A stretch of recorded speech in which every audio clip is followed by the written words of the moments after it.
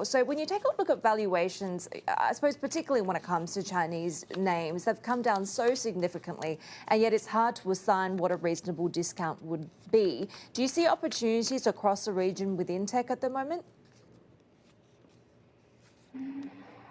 Right. So I think you absolutely hit the nail on the head there, Heidi. So when we look at where trough valuations could possibly be, especially if we benchmark to the previous episodes of volatility in the tech sector, we are still quite a distance away. But you're right that valuations have come down quite a fair bit. If not for the fact that we think over the next 2 to 3 months there will still be more regulatory overhang. We know that the government is putting through a task force to investigate the usage of data, especially in the tech sector.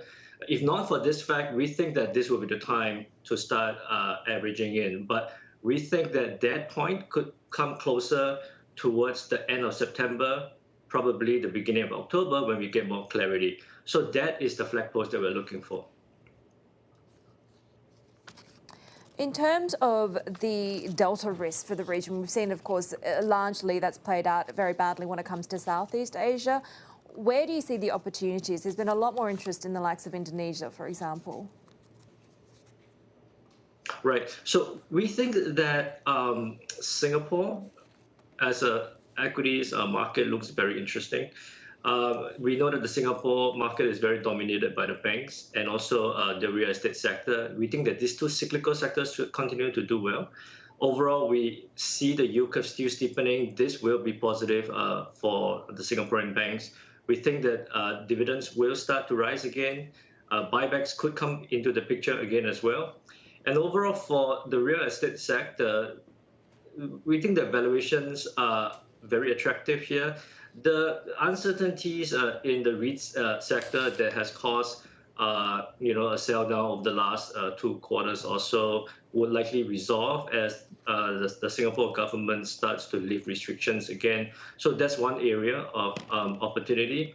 And by and large, we do see sectors in the Greater China equity space that will, in fact, get more regulatory support. And these will be sectors related to domestic consumption, 5G, semiconductors, for instance. So still plenty of opportunities out there for investors.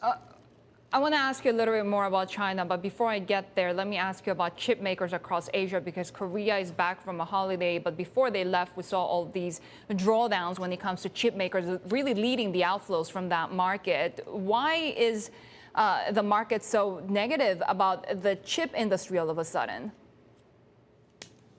Right, the chip industry has had a very, very good run, right? So there's some level of profit taking there.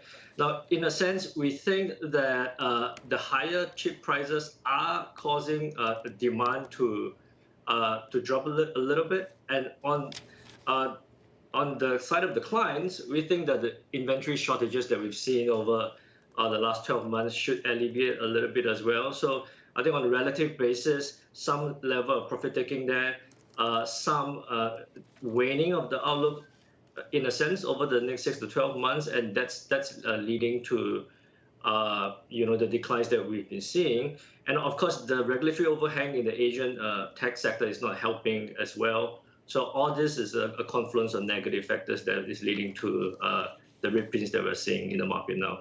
Okay, so let me ask you about China, because, of course, we have seen them hold the key rate steady, but at the same time, they have actually allowed for those policy loans coming due to be rolled over.